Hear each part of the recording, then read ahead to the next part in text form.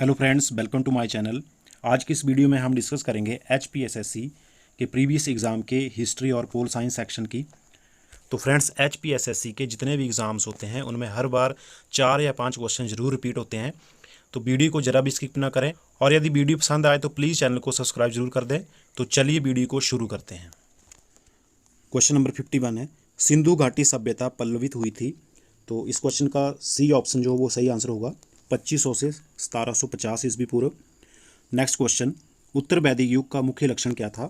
तो उत्तर वैदिक काल का मुख्य लक्षण था जाति प्रथा। सी वाला ऑप्शन इसमें सही आंसर होगा।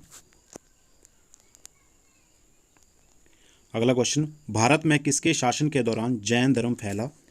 तो जैन धर्म जो फैला था वो फैला था चंद्रगुप्त मौर्य के शासनकाल के दौरान। जबकि चंद्रगुप्त विक्रमादित्य, जिनको चंद्रगुप्त द्वितीय भी कहा जाता था, इनके शासनकाल में कला और साहित्य के युग को स्वर्ण युग भी कहा जाता है। ये क्वेश्चन ये निकलता है। जबकि समुद्रगुप्त को भारत का नेपोलियन भी कहा जाता है तथा इसे कबीराज की उपाधि भी दी गई है। एक सिक्के पर इसको बीणा बजाते हुए भी दिखाया गया है। तो जैन धर्म जो है वो दुनिया का सबसे पुराना धर्म है, सबसे प्राचीन धर्म है और इसके संस्थापक ऋषभ देव थे, जो इसके सबसे पहले तीर्थकर थे। और जैन धर्म के 24वें और सबसे अंतिम तीर्थकर थे महावीर जैन। अगला क्वेश्चन, किसके प्रयासों से बौद्ध धर्म विश्वव्यापी धर्म बना? तो ये बना था अशोक के प्रयासों से, क्योंकि कलिंग युद्ध के बाद अशोक ने बौद्ध धर्म को अपना लिया था और तब से उसने बौद्ध धर्म का प्रचार करना शुरू कर दिया। अगला क्वेश्चन, दिल्ली सल्तनत साम्राज्य का विस्तार किसके शासनकाल में सबसे अधिक हुआ? तो इस क्वेश्चन का सही आंसर होगा ऑप्शन ए, अलाउद्दीन खिलजी के शासनकाल में।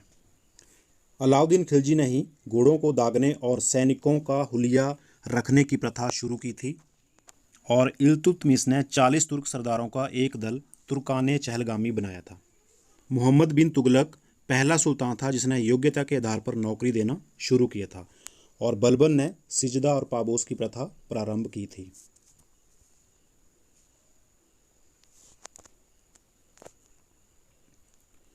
अगला क्वेश्चन, भक्ति आंदोलन सर्वप्रथम किसके द्वारा चलाया गया था?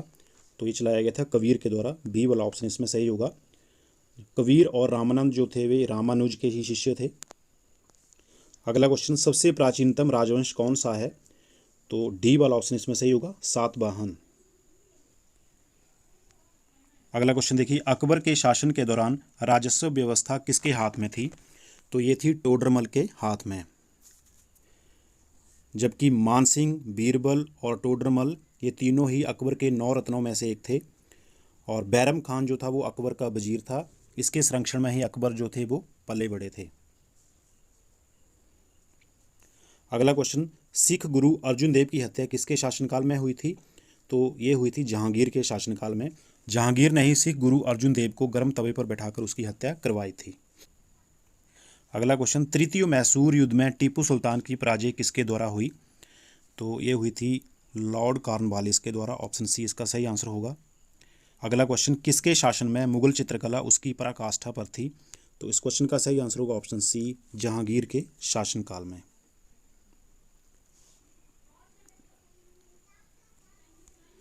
नेक्स्ट क्वेश्चन, चार मीनार को किसने बनवाया? तो चार मीनार को बनवाया था कुली कुतुब शाह। बी वाला ऑप्शन इसमें सही आंसर होगा। अगला क्वेश्चन देखिए, प्रसिद्ध महाकाव्य महाभारत किसके द्वारा लिखा गया था? तो ये लिखा गया था वेद व्यास के द्वारा। जबकि वाल्मीकि जी ने रामायण लिखी थी। जबकि भवभूति संस्कृत के प्रसिद्ध कवि थे। अगला क्वेश्चन, भारत पर आक्रमण करने वाले प्रथम थे? तो अरब थे। जिन्होंने भारत पर सबसे पहले आक्रमण किया था वे थे अरब। और मोहम्मद बिन कासिम पहले अरब सुल्तान थे जिन्होंने भारत पर आक्रमण किया था।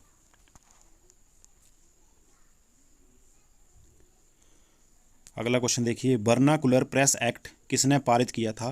तो इस क्वेश्चन का सही आंसर होगा option C, Lord Lytton. Press की स्वतंत्रता पर अंकुश लगाने के लिए vernacular press act Lord Lytton ने 1878, कब शुरू हुआ था ये? 1878 में पारित किया था। जबकि 1882 ईस्वी में लॉर्ड रिपन ने इसे रद्द करवा दिया था। अगला क्वेश्चन देखिए, भारतीय सिविल सेवा उत्तीर्ण करने वाला प्रथम भारतीय कौन था? तो बी वाला ऑप्शन इसमें सही होगा, सत्येंद्र नाथ टैगोर। ये क्वेश्चन भी कई बार रिपीट होता है एग्जाम में। अगला क्वेश्चन है, किसकी असफलता के पश्चात भारत छोड़ो आंदोलन प्रारंभ हुआ?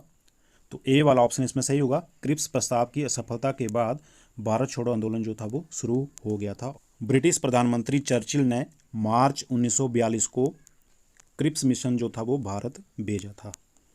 अगला क्वेश्चन, किसके शासनकाल के दौरान भारत की राजधानी दिल्ली स्थानांतरित की गई? तो भारत की राजधानी पहले कोलकाता थी, जो कि 1911 में दिल्ली स्थानांतरित कर दी गई थी। किसके शासनकाल में? हार्डिंग के शासनकाल में। डी वाला ऑप्शन इसमें सही होगा। अगला क्वेश्चन, भारतीय राष्ट्रीय कांग्रेस के किस सत्र में असहयोग आंदोलन पारित हुआ? असहयोग आंदोलन 1920 में कांग्रेस के नागपुर अधिवेशन में पारित हुआ था, जबकि कलकत्ता अधिवेशन में केवल इसका प्रस्ताव ही पारित हुआ था। तो सी वाला ऑप्शन जो है ये सही आंसर होगा इसका। अगला क्वेश्चन है, महात्मा गांधी के विचार प्रमुखतः किससे प्रभावित थे? तो ये थे भगवत गीता से। सी वाला ऑप्शन सही आंसर होगा। नेक्स्ट क्वेश्चन, राज्यत्व प्राप्त करने वाला 25वां भारतीय राज्य था? तो राज्यत्व प्राप्त करने वाला 25वां राज्य था गोवा। ए वाला ऑप्शन इसमें सही आंसर होगा। 30 मई 1987 को गोवा जो था वो 25वां राज्य बना था, जबकि अरुणाचल प्रदेश जो था वो 20 फरवरी ये भी 1987 को भारत का 24वां राज्य बना था, जबकि हिमाचल जो था 25 जनवरी 1971 को भारत का 18वां राज्य बना था, और उत्तराखंड जो था वो 9 नवंबर 2000 को भारत का 27वां राज्य बना था।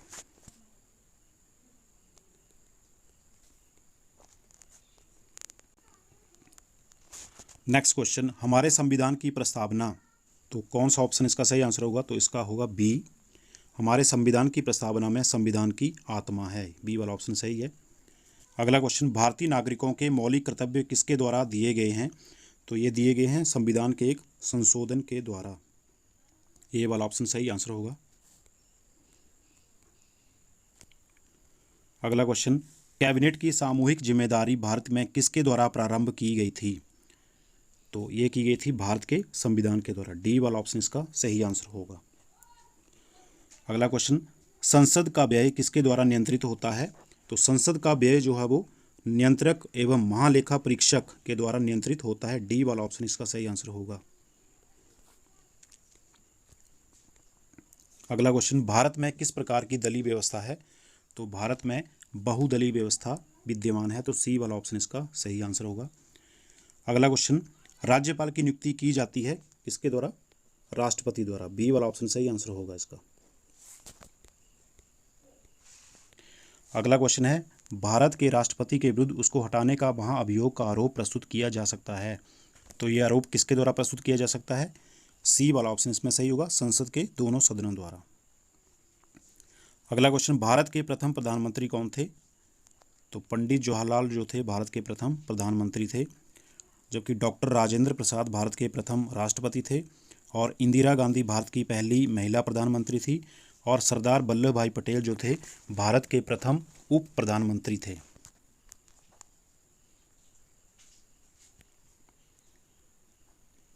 अगला क्वेश्चन है, राज्यों की परिषद का पदेन अध्यक्ष कौन होता है? तो इसका सही आंसर होगा ऑप्शन डी, उप राष्ट्रपति। क्वेश्चन नंबर 81 है, संघ सूची में कौन सा विषय शामिल किया गया है? तो संघ सूची में जो विषय शामिल किया गया है वो है प्रत्यर्पण। डी वाला ऑप्शन इसमें सही होगा। तो प्रत्यर्पण क्या होता है? प्रत्यर्पण एक संधि है जो दो देशों या राज्यों के बीच होती है, जिसके अनुसार देशों या राज्यों में अपराध करके किसी दूसरे देश या राज्य में जाकर रहने वाले अपराधियों को उस देश या राज्य को लौटा दिया जाता है। अगला क्वेश्चन, भारत में उच्च न्यायालय सर्वप्रथम प्रारंभ हुआ था? तो ये प्रारंभ हुआ था बम्बई, मद्रास और कलकत्ता। ए वाला ऑप्शन इसमें सही उत्तर होगा। अगला क्वेश्चन, न्यायिक पुनरीक्षण की अवधारणा किसके संविधान से ली गई है?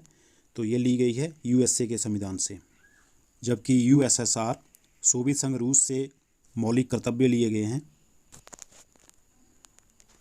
हमारा अगला और लास्ट क्वेश्चन, कौन सा अनुच्छेद हमारे संविधान में संशोधन से संबंधित है? तो अनुच्छेद 368। डी वाला ऑप्शन इसमें सही आंसर होगा। संविधान संशोधन से संबंधित जो अनुच्छेद है वो है 368, जबकि 352 वाला जो है वो है आपातकाल से संबंधित, 356 राष्ट्रपति शासन, और 360 जो है वो वित्तीय आपात से संबंधित है। तो यहाँ से तो एक आधा क्वेश्चन हर बार हर एग्ज़ाम में रिपीट होता है। तो फ्रेंड्स, वीडियो अच्छी लगी हो तो प्लीज़ चैनल को सब्सक्राइब ज़रूर कर दें, वीडियो को लाइक शेयर करें। Thank you for watching.